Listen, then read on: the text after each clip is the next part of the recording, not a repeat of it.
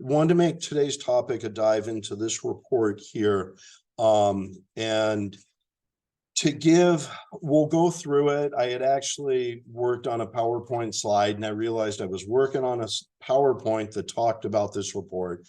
Figured it'd be better to just dive into the report. Before we dive into the report, I just want to take a minute to explain where the report's coming from, so it'll help give a little bit better context of what we're looking at.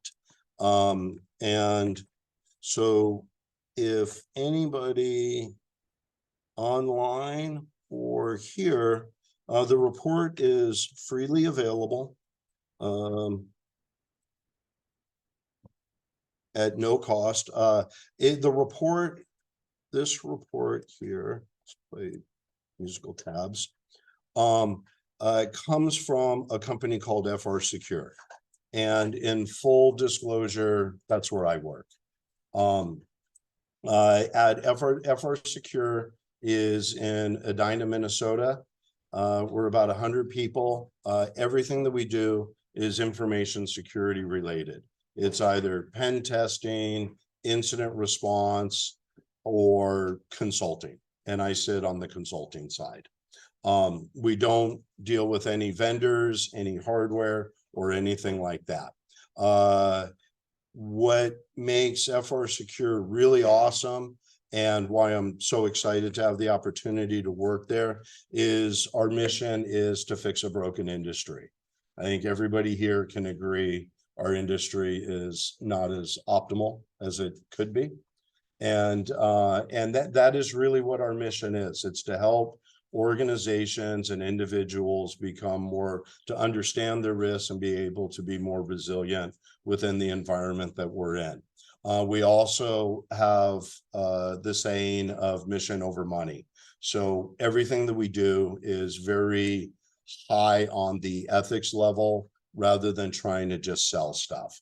I share that with you, not to sound like a pitch person for the company, but when you see the report, just understand it's being put together through those eyes and that we're trying to make everybody aware. This is another way that we're trying to share with the InfoSec community more information, more awareness, and things along those lines.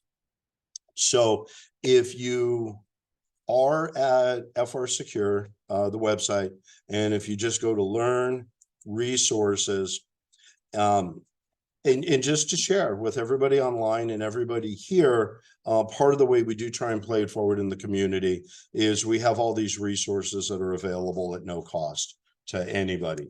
If somebody's building up their information security program, there's a whole bunch of templates. We have tabletop exercises, cheat sheets, different things. Just these are all available at no cost to anybody that's interested.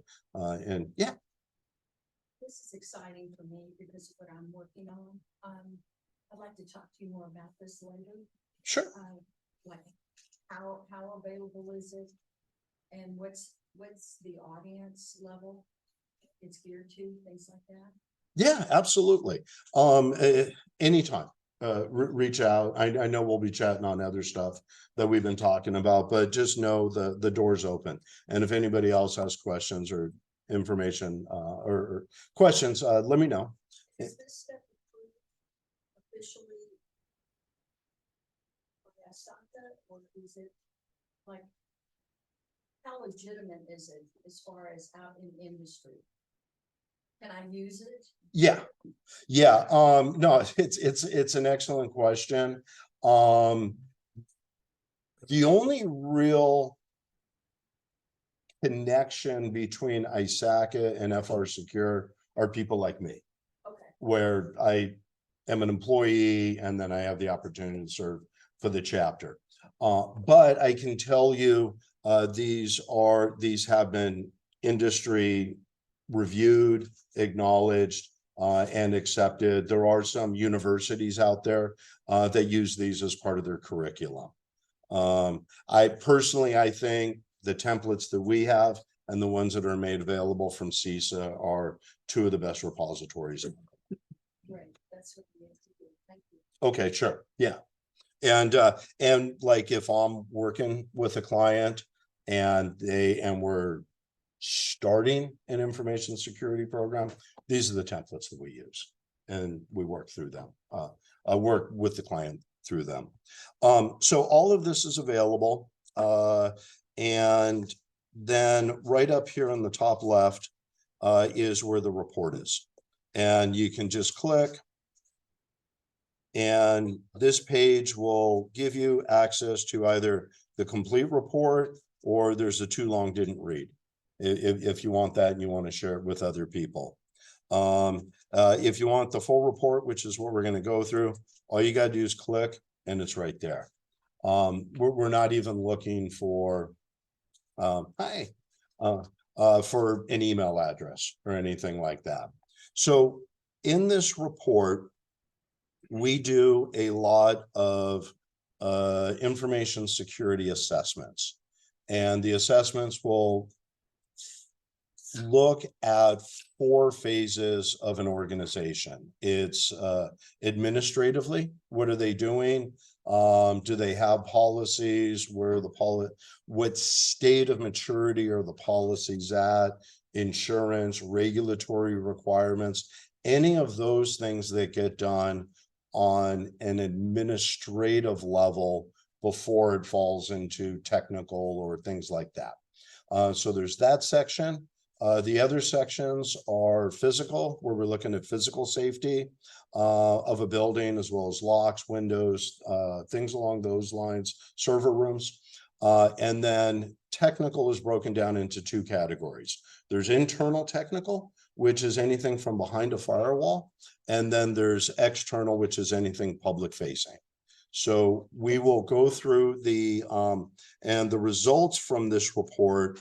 Here's the table of contents. I'm just going to kind of riff through them, but we did, and the company did, in 2022, roughly 400 of these assessments with different companies in different organizations.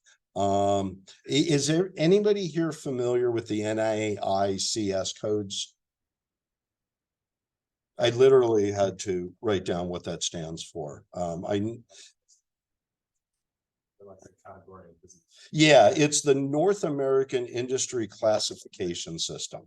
And basically it means if you're going to start a business, it's going to fall into one of those categories, because as it works its way up in that category, that's how you can begin to fundamentally understand compliance, regulations. Do you fall under FDA, anything like that? But that's where a business initially gets classified to understand where they're going to go from there. And it can be private business, it can be academia, a university, or a municipality. Those are really the 3 main buckets, and then you can get into within business different buckets. But when we do an assessment for an organization, we identify what the NAICS code is. And that's how we can kind of compare how is one school doing against another school against all schools at average.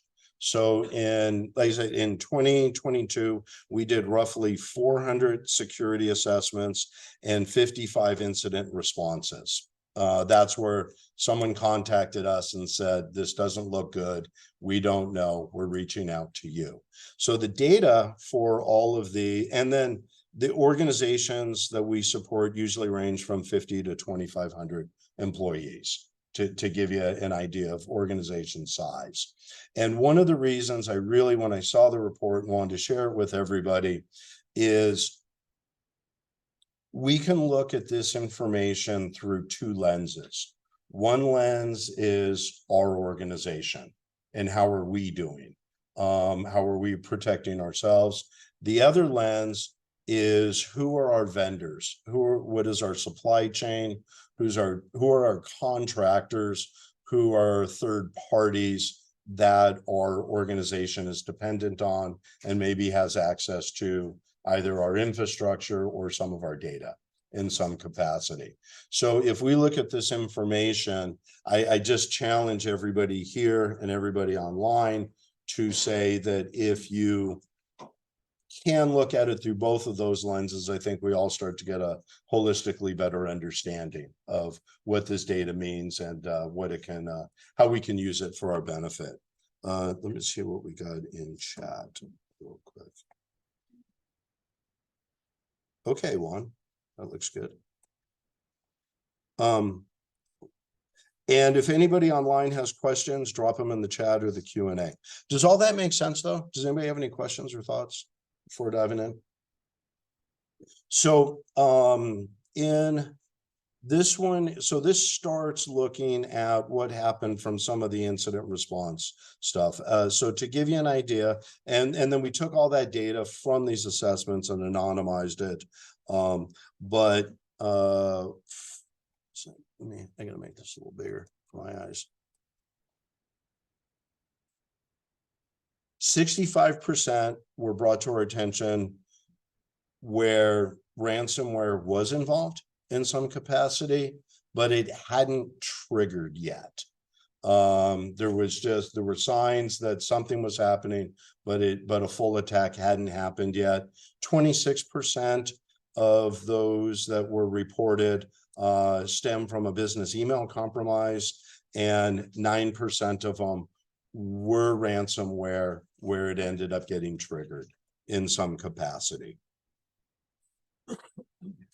Looking at business email compromises, 64% of the attacks came from social engineering. 22% were undetermined. Password attacks was 7%, and exploits were 7%. The reason, and this will come up more in the report, but the reason there's a category called undetermined that made 22% was because the organizations did not have sufficient logging implemented. So when you have an incident, your first responder, the first thing they're looking for are the logs to try and understand what's happening. These were organizations that did not have them. So you can kind of see how it puts them at a disadvantage. To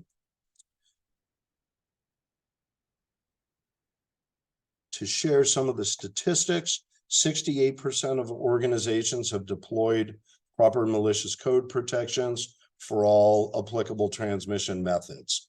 That means, are we using malware on firewalls, on endpoints, and how we're transferring information? And it also means that 32% are not, which is less than ideal. And my eyesight so bad, I apologize. For social engineering, is that categorized somewhere like what the split Yeah, it gets a little deeper into it. Yeah, no, all good, all good. And Dave, I have one question. Yeah. At that 32% that we're missing there, what does the average organization size or industry, what's represented there? This is a composite of all the assessments put together. So it was, and then those organizations range from 50 to 2,500 employees. Yeah. That number is going to be a lot bigger for smaller businesses. Yes. Yeah. And then another thing that we see a lot is some organizations have different states of maturity. And it's usually external drivers. If you're in healthcare, you're being pushed. Your ability to not do something is very different than if you're in manufacturing or another industry like that that doesn't have as much oversight. Another statistic, and for anybody that downloads this and wants to look at it, look at what's in the teal, or I guess that's a tealish color, and orange. That's where we really put the numbers. So you got 58% of organizations mandate security awareness training. Right. Right. And you can take, and then the numbers get down a little bit more of whether it's generalized security awareness training of don't, should you click on this? Just stuff like that, all the way up to more specialized. If you've got privileged users or executives that can be a different level of risk to an organization. So when those incident responses took place, 27%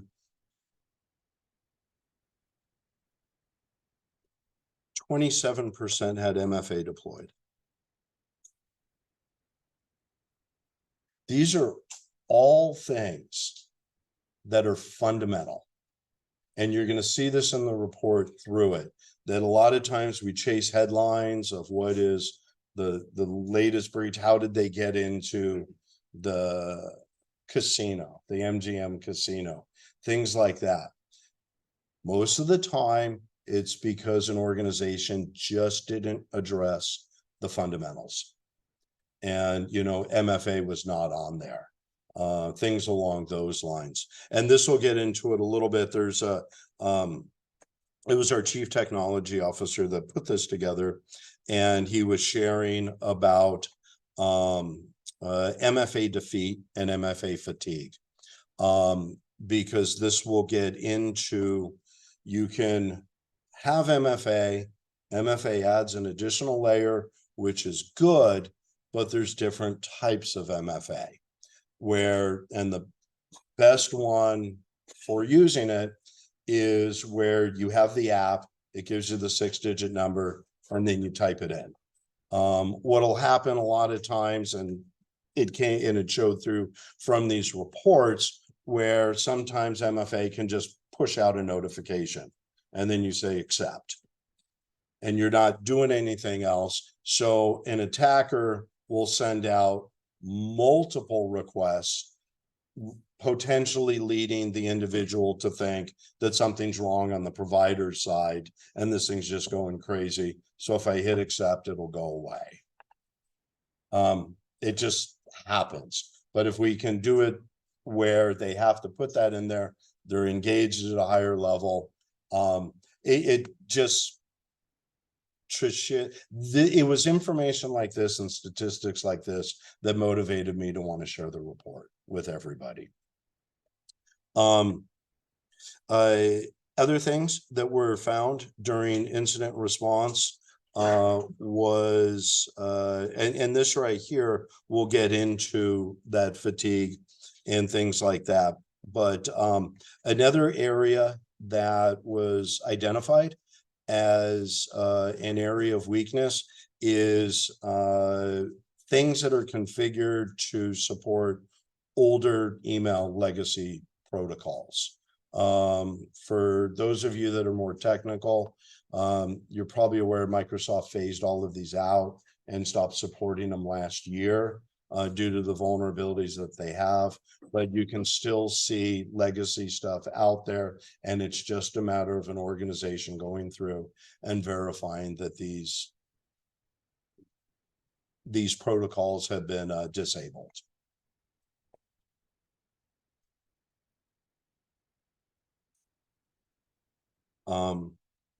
Here's the statistic for MFA defeat, and half of them came from that fatigue of just the person breaking down and clicking it and accepting it. 25% came from social engineering, and 25% came from those legacy security protocols.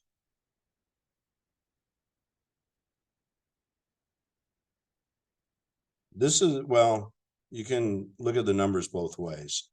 86% of fraudulent ACH requests were unsuccessful in the casework. Now we are also of the school where you do not pay the ransom. That's just where we're coming from. And so we're not going to advise somebody on that, to do that. If they decide or their insurance company does, we'll support what an organization decides, but you're going to hear these statistics and kind of our perspective on these, that we don't want to financially support criminals. Did anybody see that report? And I think you shared it with me this morning, the news article where a company got hacked, but instead of encrypting the data in ransomware, it was a Russian organization. They waited, and the organization did not report the breach to the SEC. Okay, so the criminal organization reported them to the SEC. So it just kind of came full circle. So yeah, so you just, they didn't pay the ransom. That's why they're. Yeah, there's literally dialogue between the organization and the criminals on that. And they were flat out that was the level of extortion on this one, was to just report them to the SEC. It wasn't your legacy, let's exfiltrate and then hold them hostage. So that's what makes our industry different this Friday from where it was on Monday. That's a neat thing to do. There's an interesting piece to it, that it's materiality. I don't know if you know the SEC rule, but materiality is 10% revenue. And so it's required to report, not yet. It's required to report if you have a material breach, and materiality means that it's going to affect you in some way that's beyond 10% of your revenue, which is going to make you an ongoing concern. And so what the response of Meridian League, they said, not only is this not material, but this is actually very insignificant. And so it's not a reportable thing under the rule anyway. But this is what everybody's confused about, is what is considered material and what is not. Significant doesn't mean material. And so when the hacker group reported to the SEC, they said they had a significant breach, they need to report it, but significant is not material.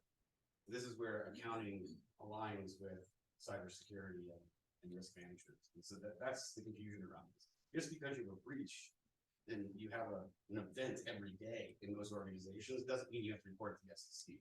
It's something that's going to be my business is not going to be in business in the next 30 days because of this liability is reportable to the SEC if you're publicly traded. It was my understanding also that they hadn't determined yet if it was impacting consumers. It doesn't really matter if But it that was impacts what consumers, but But yeah. that was specifically what the law. Yeah, getting customer does say data, that. which would mean it's reportable for Exactly. other reasons, like in California, you have customers. No, that was the SEC. I was reading the article this Oh. morning and it does say that, but I think that's the December 15th. Yeah. Right, that's the new December 15th rule, and so they were saying, well, we don't know yet, and it's not applicable yet, and. Yeah. We don't think it's impacted customer data. It's a lot of confusion around the SEC piece, and even the SEC is trying to figure this out, but Yeah. it's an interesting case in the sense of, do I report a breach or not? And it's confirmed, in this case, it has to be confirmed that it's a material breach and material in financial terms, and most people don't even know where to start with that. So it's an interesting kind of case in the sense of what is going to happen in the future as extortion continues. If you do have a material breach, like MGM was material, they reported it as material. That's something where, as a CISO, you're going to have to make a decision of, do I report this? Right. And how do I do the calculation of, is this material or not? Is it the ransom itself? Is it the reputational risk? Is it all these other pieces? And that's where it's kind of interesting.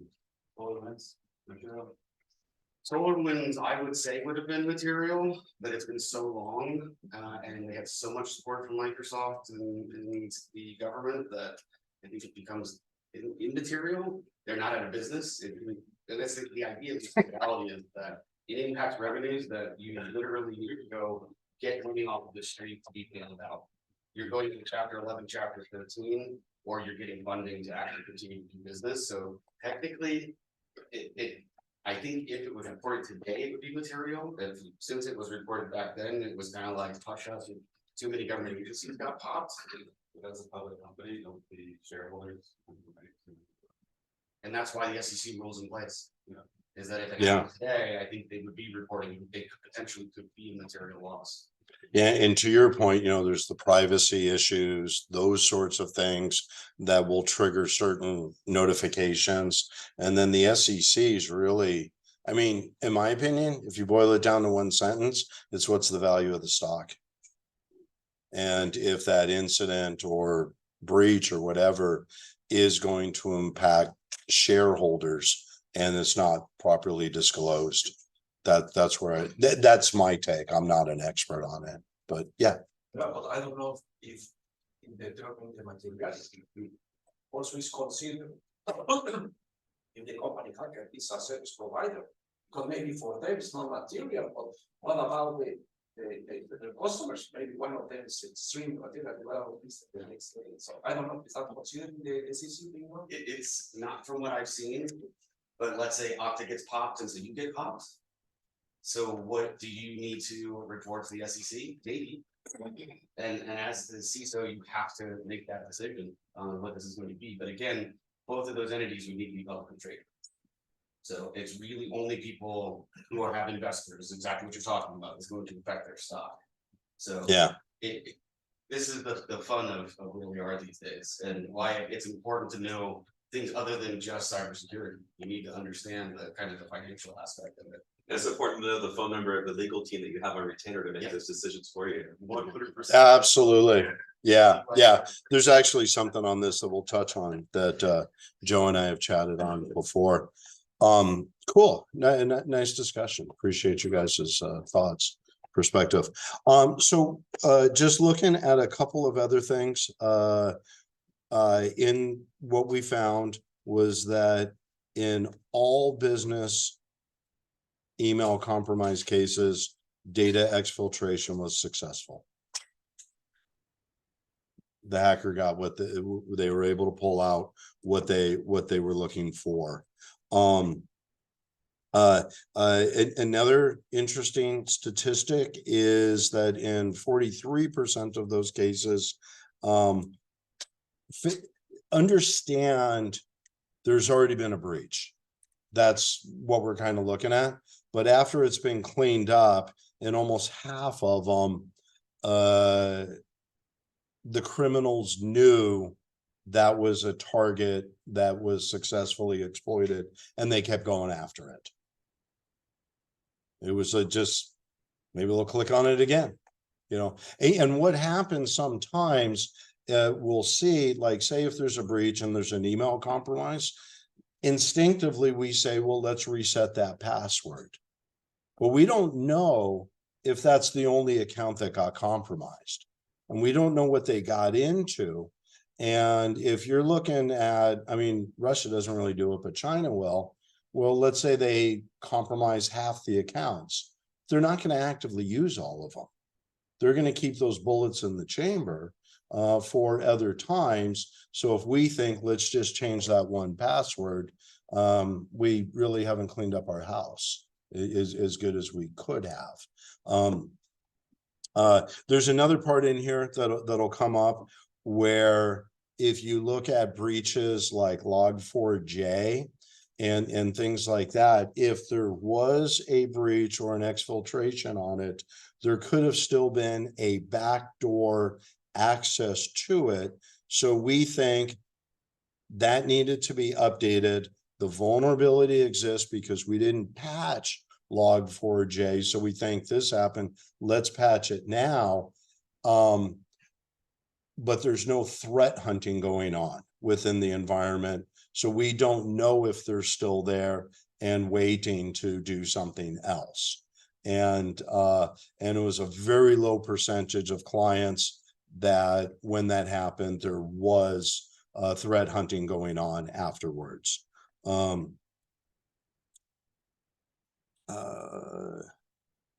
We do recommend, like we were saying earlier, if there's a problem, how important logs are. We recommend to shoot for having 12 months. If I go back up here, where is that?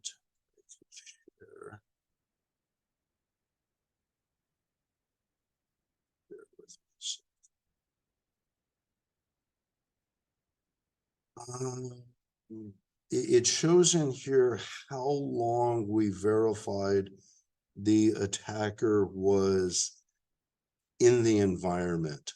And I'm trying to find where that is just to highlight it for you, but we found that in some cases it had been up to 9 months. That the attacker was resident and just quiet about it. But I am not seeing that in here, but I know that it is. And I do remember the 9 months, which is good for my memory. So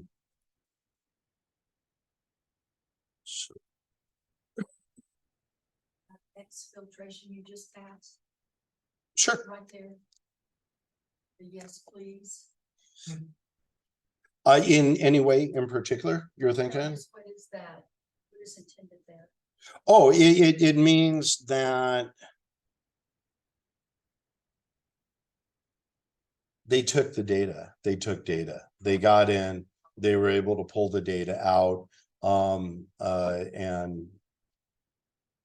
a lot of times ransomware attacks at one point in time where we're just going to encrypt all of your data. And you can pay us for the key that may or may not work. But the data's gone. That evolved to let's get a copy of all the data. Then we can sell that on the dark web and others. And we can also encrypt it. So now you should pay us ransom to not be victimized 2 ways. But we Where's it? have no control whether they sell it or not, because they have a copy. That is correct. That is correct, which touches on how important it is for an organization to know what's going on in their environment. Not only classic mindset is, even if we think before the pandemic, we've got an office, we got a firewall, what's safe behind the firewall? Well, it's different now, but when we would do that, we would always just look at what could potentially get in. It's a much lower percentage of organizations that look at what is leaving the organization. And you can see if there starts being more traffic,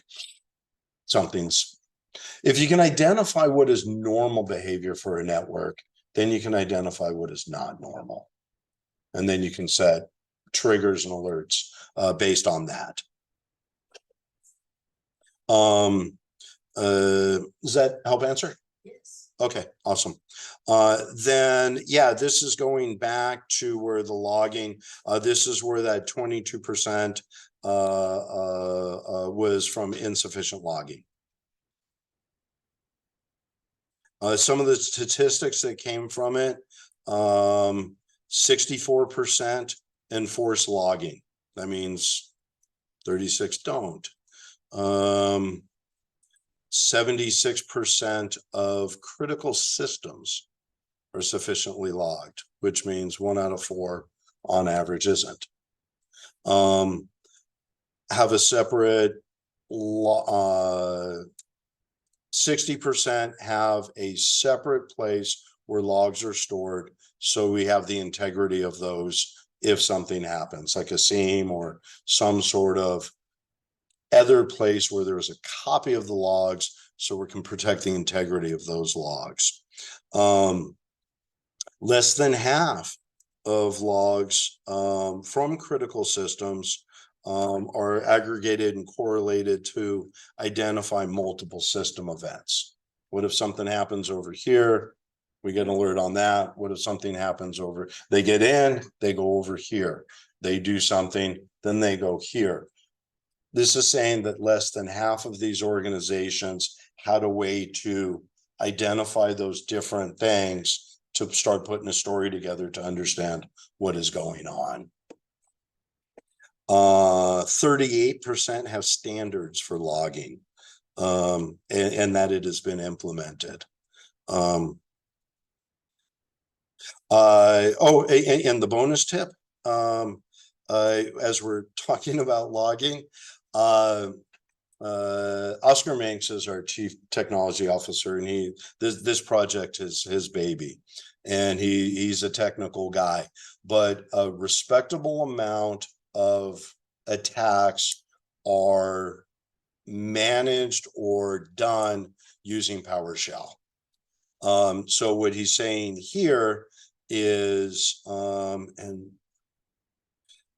make sure PowerShell script block logging is enforced.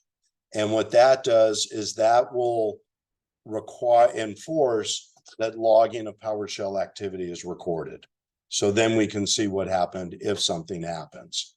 And it's just, if you think about things from a legacy mindset, it's not something that we would normally consider or say we should be collecting those logs. But there's enough data from what happens and what we found in these to be able to say that to bring awareness to that. In this section here, we are looking at the best defense is to normalize your environment. That's if you know what's normal in your environment, then you can see what's abnormal. And we'll deal with this with like schools that maybe have multiple campuses or other offices that they're using the same type of hardware everywhere. So it's easier to patch, it's easier to understand it, it's easier to train somebody up on it, and you can a lot of times have more of an ability for central management, things like that.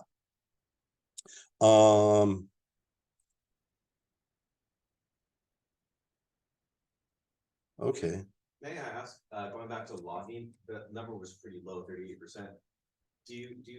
Does your team feel like the cause of it is just like hesitancy in investing the money to pay for logging technologies, or just lack of knowledge that you're supposed to be doing logging? What were the thoughts there? My opinion is everything either falls in one of two buckets. It's ignorance or apathy. And there's a lot of ignorance out there. So we really try to help make people aware, even like the proxy shell and stuff like that, just making them, helping organizations understand the importance of that. We will run into some where it becomes a budget issue, for sure. And that either we deal with risk registers a lot. So if somebody says we're not going to do it, we can't afford it, we're pretty quick to say, okay, then I'm going to put your name on the one that accepted this. And we're going to track it that way. There has to be some degree of accountability, but to your point, yeah. I mean, larger organizations can work with like an Arctic Wolf. Smaller ones, it's going to be cost prohibitive. Thank you. Sure. Yeah, please. Do you find that they're willing to do a cost benefit analysis to implement that logging based on that risk register you're referring to? And the impact of the risks? Well, if they don't have the proper analysis tools on the back end to know what's going on in their network? Can you say that again? So I'm answering you right. I'm focused on the risk analysis and risk assessment and cost benefit of purchasing a logging tool or spending the money. Like you said, you know, budgets are tight. They're always tight, right? Their budgets are always tight. Sure. But do you come back and say to them, well, let's look at in these particular items in your risk register, what's the impact here, you know, of these threats? Oh, yeah. And how sorry are you gonna be if you don't spend the money on this now? Why don't we look at your priorities and strategic objectives and maybe tweak it a little bit where we can eke out some money for some of this logging?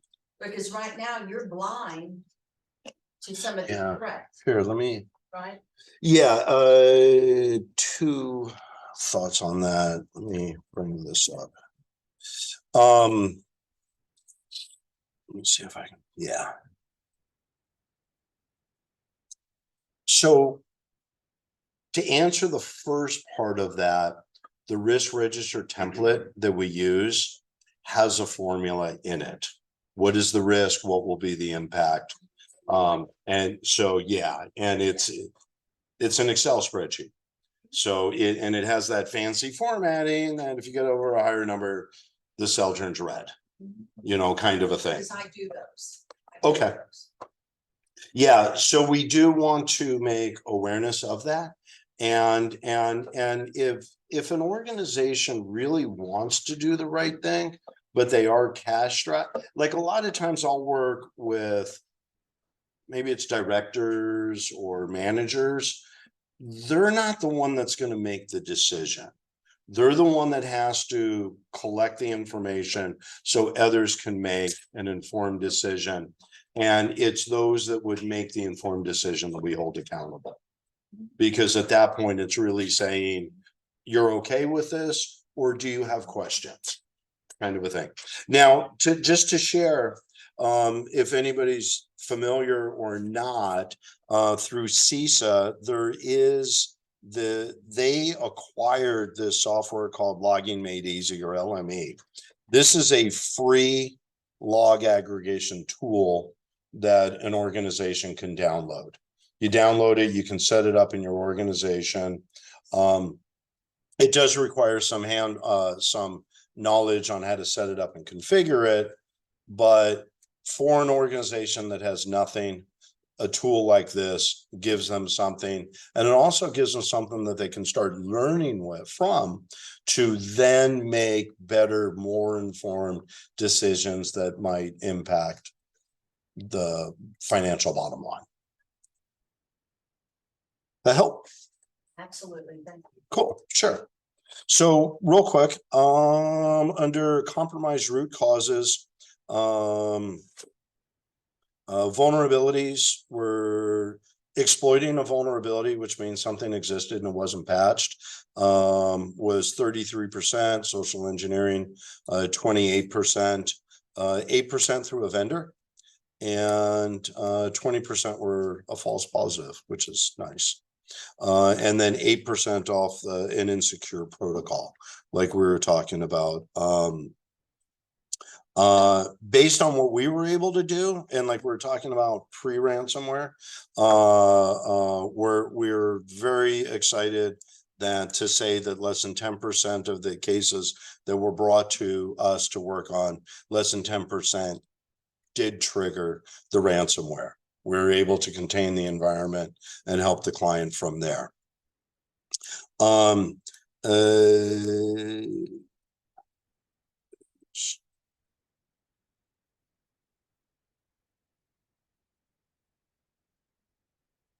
Yeah.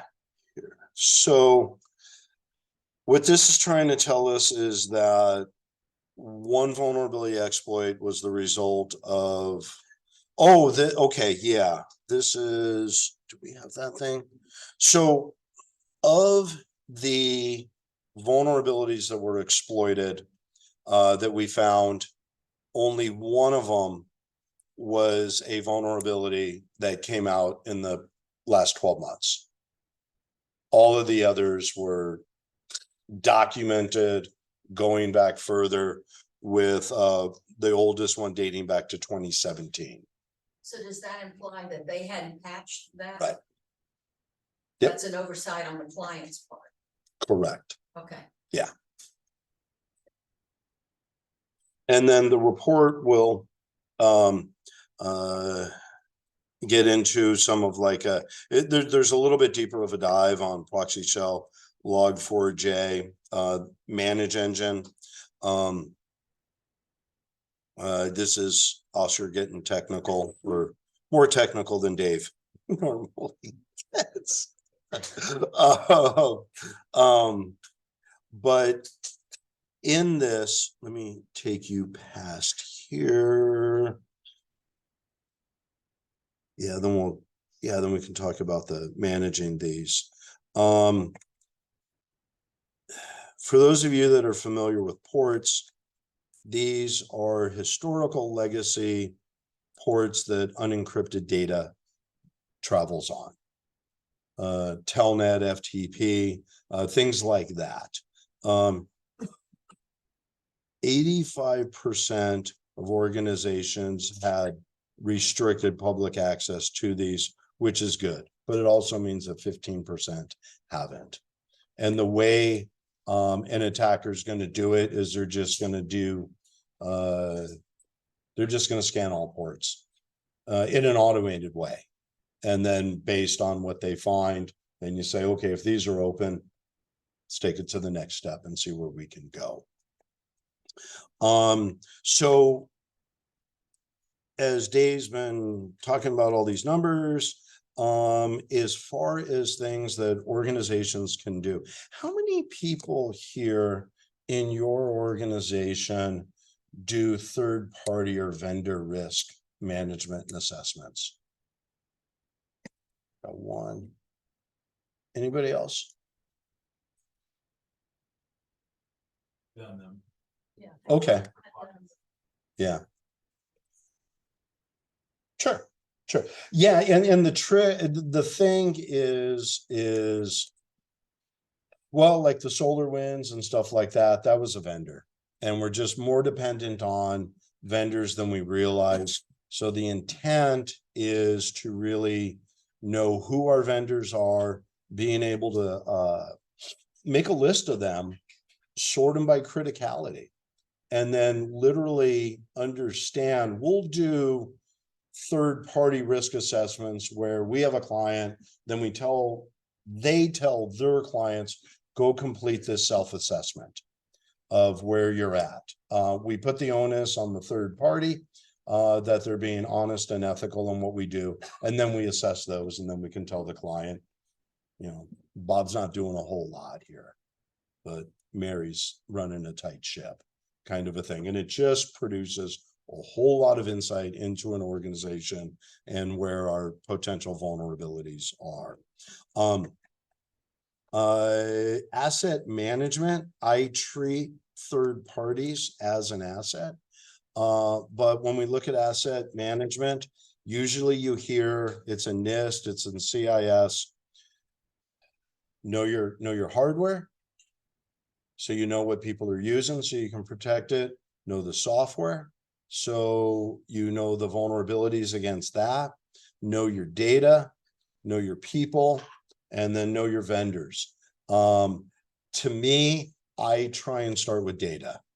If you can know what your data is, then you can begin to do data flow diagrams and understand what data you have, where it's going, who has access to it, and also what is the life cycle of that data. Are we getting rid of data that we shouldn't have? Because if we don't, and there's an issue, we have more data vulnerable than we would need. And then, yes, ma'am. That report talks about what the percentage is for companies to have that data identified. I mean, in my experience is one of the hardest things to do in any organization. So I'm wondering if the report talks about what percentage of the survey organizations have a really good data management or data classification program in place. Do I know that number, or are you saying? The report address that. Do you have any insights in your experience? There are, yeah, I'm trying to think of the best way to. How many people in your organization have a good data management, data classification program? Yeah. Data classification, I'd say about 3%. It doesn't matter. It is really hard. It is one of the toughest things to do in an Yeah. organization. Yeah, and the ones that I see that are more mature, it's external drivers that are making them be that way. You know, we don't have Neil here today, but he's in privacy. Non-negotiable in privacy. They have to know what the data is, and it begins there.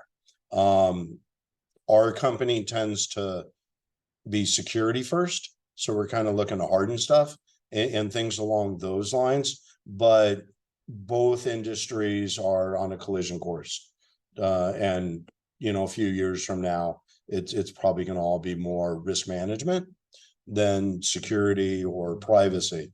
But It's usually external drivers that'll do that. We will go in and it's across the map. What is your data and where is it? Sometimes you get a blank stare. Sometimes you get, well, about half it's on SharePoint, you know, and then we got marketing. They're doing their own sort of thing over here. No disrespect to anybody in marketing, but it happens. That kind of a thing. And but yeah, it's a heavy lift, and we just tell people start with the most critical information and work your way through it, and you're not going to get it done in one shot. It's really do it, and then all of these programs, just like your policies, review them annually, sort of kind of a thing, so you're aware. Absolutely. Tell us about how it went, like how long did it take you to get to that level of maturity?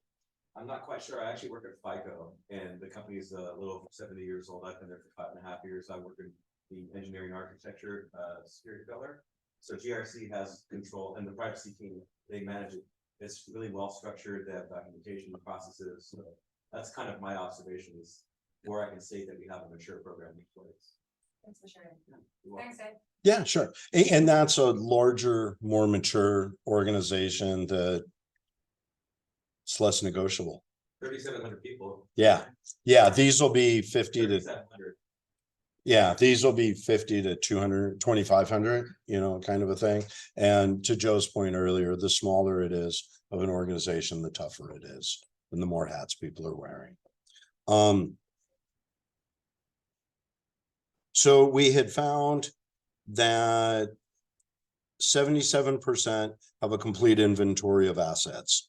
55% of business assets have been identified, and 50% have a complete, up-to-date, detailed inventory of all cloud services maintained. What we will tell people in this is, like, I'll be asking somebody and they'll say, yeah, we got this thing locked down and all of this.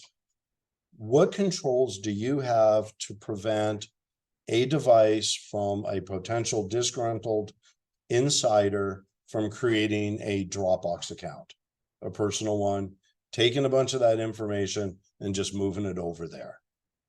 That goes back into the egress monitoring, stuff like that. And it's because if you don't have that, you don't know your inventory. Your shadow IT is going to do what it wants to the best that it can. And I know there's a lot in here. So I would encourage anybody interested to access a copy of this. Like I said, it's free. If you have any questions on any of the information you find, feel free to reach out to me. And if it's something that I can't answer, without hesitation, I can introduce you to Oscar, which is the CTO that put this together. He's very, very passionate about this stuff. And like I was saying earlier, we're here to help fix a broken industry. We get busy, but we'll make the time for that. Dave, I'd be interested, if you haven't already in here, further down, hear what y'all report back on with AI. Did not get into AI on this a whole lot. Okay. What I can share with you is, ironically, our chapter's presentation in January will be from Oscar. He's coming out, and it will be on AI. And that is thanks to you. Well, it took 10 months to implement your great idea. Yeah, no, Mark was the one that recommended it. Goodness, yeah, Q1. But we listened, we're just slowish. What else can I share with you here? ChatGPT just came out in October. Oh, well, I guess that's over a month ago. Yeah. Yeah. And there's a lot of different ways you can spin that. Right now, the policy template that we have is really more of an awareness. You know, it's more rudimentary things of, we talked about data classification, understanding what your data is and not putting information into ChatGPT for something like that, things like that. And yeah, and we have conversations with schools all the time on what do they want their position with students to be? You know, do they really think they can stop this tsunami? You know, or do they want to embrace it and ride along with it? Because so now also another potential vulnerability that doesn't get talked about a whole lot when we talk about knowing our assets are APIs. We can easily have APIs that we're accessing other networks or that we're giving access to our network and data's flowing. That's a very, very immature environment, but that is something that needs to be made aware of. Who was I? Yeah, I was on a call this morning with a client that needs to be PCI QSA certified. And I don't do it, but our company does. So one of the other guys is on there. And one of the new requirements in PCI DSS 4.0 is that you have to detail all at a certain level of PCI. There's levels below that you don't have to do this.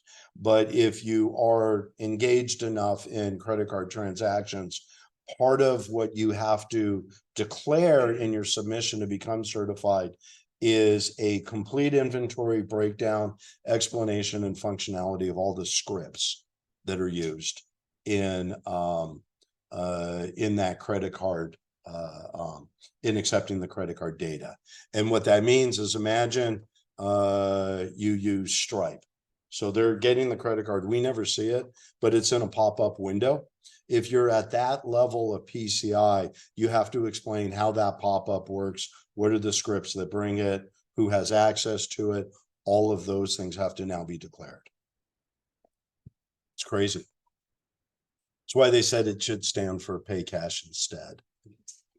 34% test web apps for vulnerabilities each time a change is made. That means 2 out of 3 times change is made, nothing's being checked. Half, 51% are tested regularly. Less than half have conducted a pen test on the internal network in the last 12 months. And less than half, 44%, have done a pen test facing the external network. Okay, well, Dave barked about vendor risk management earlier. And then, okay, so for ransomware, in all of the ransomware cases that resulted in full encryption, they were reported after the encryption event began, which means there was no, and we are saying that if you get a hold of us or someone else before, it doesn't mean there's no guarantee that you will be protected. We were just fortunate with the tools that we used and the times that we found doing that.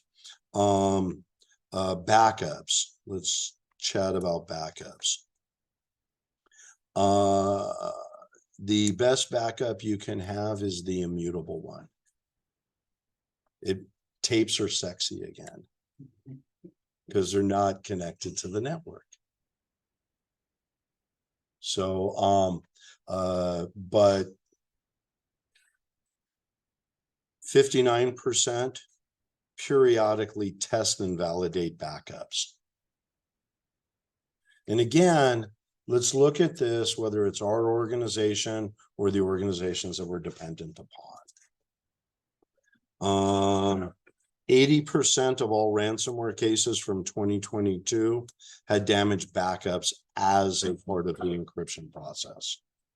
So, so backups by themselves are not the end all, but having an immutable one is the best way that you can go.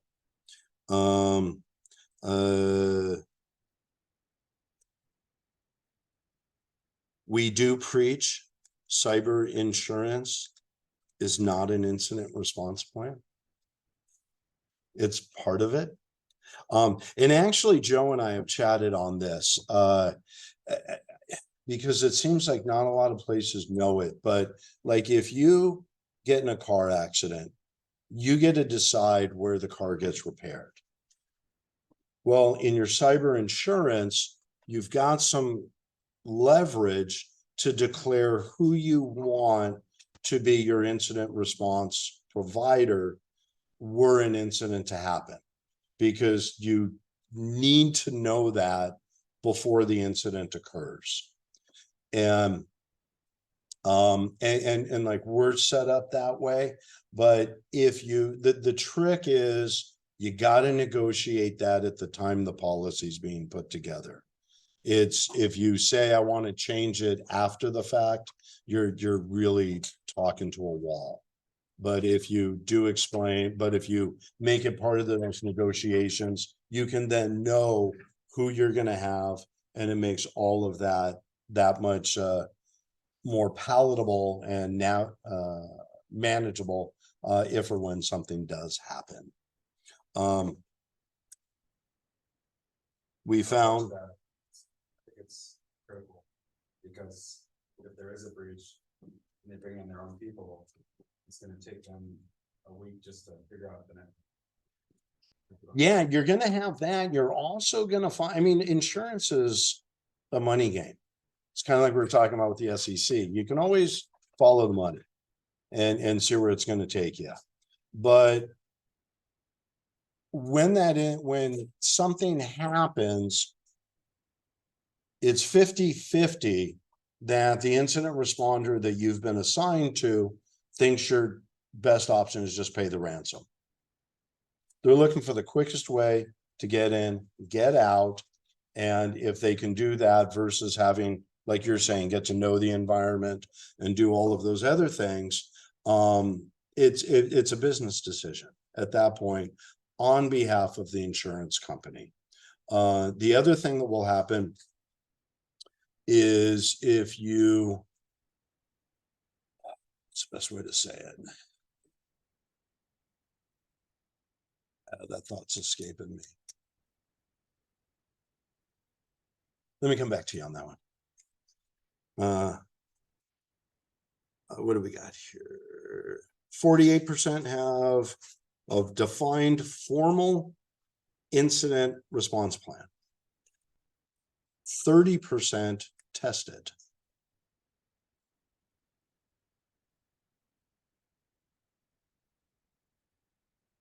22% document how and when to notify the insurers. It's not something you want to figure out when that happens.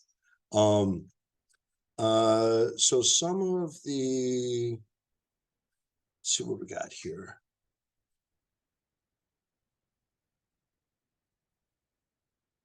I wonder. Yeah. In all these conversations that were participating in the survey, did they have an established ITIS department?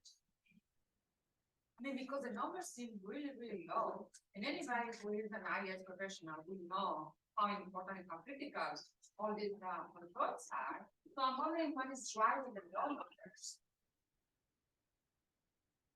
Ignorance and apathy. It's Okay, lack of resources, vision of that matter, but I mean, now Yeah. it's like everybody knows what is good and what's not. I think. You'd be amazed how much more we in this room know than the average person. And we can find someone who's very educated in their own discipline, and this is like talking Greek to them.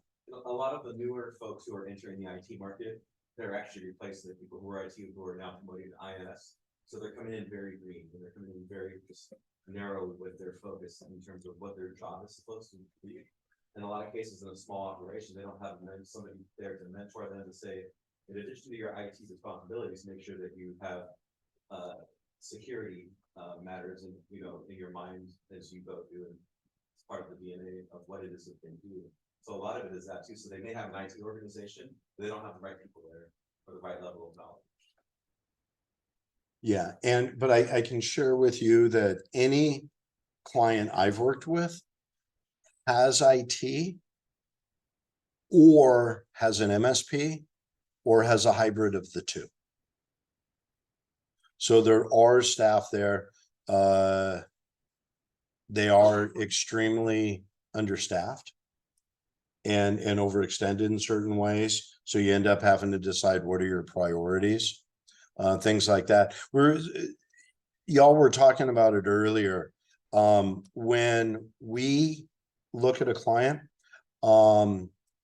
if they have nothing, but they fit the profile of the size, it usually takes about 3 years to take from nothing to having a mature program that is now being managed more so than being built up. So,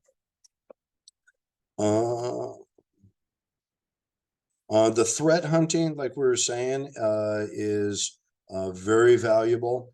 Oscar does get into here. I'll share this. I know we're over time. But when you get in here, there are some examples of things that we find that people can do on their own to have a better understanding of maybe some of the potential risk. Like there's websites like Have I Been Pawned, where you can go put in your organization's domain name or your email address, and it'll tell you if that email has been identified in other breaches. So you can know. And then some of them know before even sets it up, where they'll send you an alert if that happens. Very, very important. You hear me talk about ignorance or apathy. The only way a security program is going to have a chance at success is if we have executive level buy-in. If they're not on, I've literally told people, work on your resume, because you can see where this is going and you can see what level of support you're going to get were something to happen. I can't help you. You just, yeah, I mean, it's literally, it's going to be 2024. And to your point, more organizations and individuals should be aware of this stuff. We're just continuing to play catch up while the world moves faster and faster around us. Let's see what I got here. So,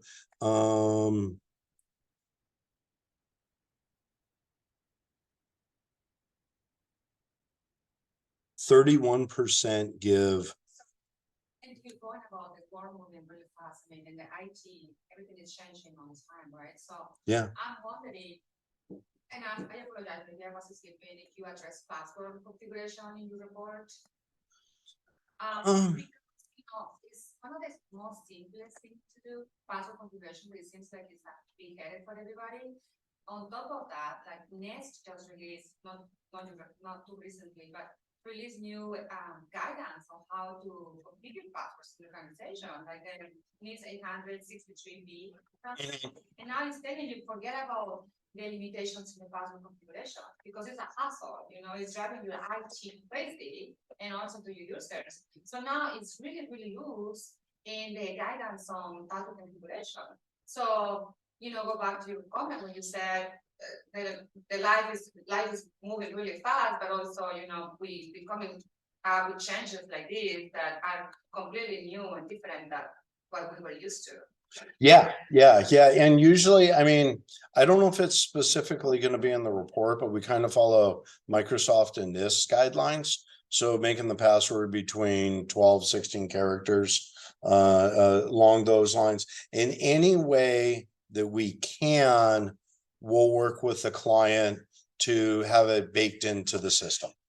You know, like it's a GPO in Active Directory or something that's being managed in Azure, to where they can't pick a shorter password or a less complicated one.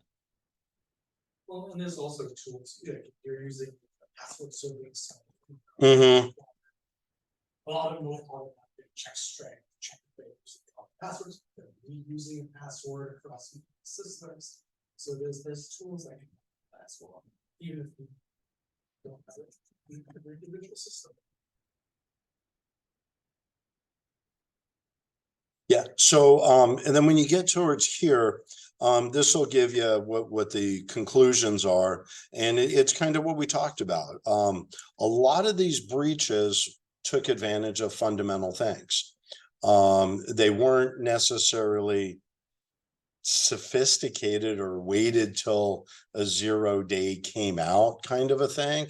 They're just looking for those legacy protocols, insecure things, or untrained humans that we can trick into doing stuff. So you can't secure what you don't know exists. Getting a better handle on vulnerability management, which is that patch management from those breaches we were looking at, or vulnerabilities that got compromised that were all over a year old, except for one. Logs, we talked about that. The MFA everything, but doing it the right way, which is what we're talking about, versus push notifications, IR preparedness were huge. I'll work with clients to build these, and then we'll do tabletop exercises. And we'll do tabletop exercises maybe just with IT, and just say, who's who in the zoo? Let's figure this out. And then once the IT team knows, then we can bring in another department. And then that way it starts to become understood company-wide, but at least IT or other departments know upfront what to be expecting. Training and that security is not easy. You know, whenever I have the opportunity to do mentoring or anything in this industry, this morning's breach is this afternoon's baseline. And if you are the type of person that doesn't like change, you know, you can still get a gig in our industry, but do it in another area, finance, graphic design. There's plenty of things you can do that won't stress you out as much. But if you're the type that likes a challenge, looking for new things, you probably found your place. But that takes us to the end of the report. I know I totally went over time-wise. I really appreciate having the opportunity to share this with everybody. And yeah, and again, it's available there. If you have any questions, feel free to reach out to me. And if you'd like to speak with Oscar, again, he'll be here in January, which will be like really cool. But I can make introductions at any time and be totally happy to, because like I said, this is the stuff that we're passionate about, and we're always going to look at it through this lens. So thank you.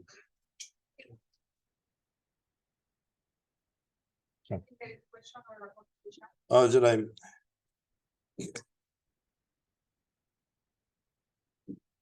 I got thank you. And a third party. Oh, it was Jim. All right.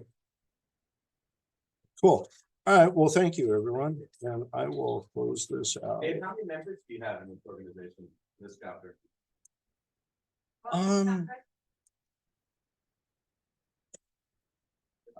Thanks, Brian. I'll be 601. Okay. I'll join this meeting. Yeah.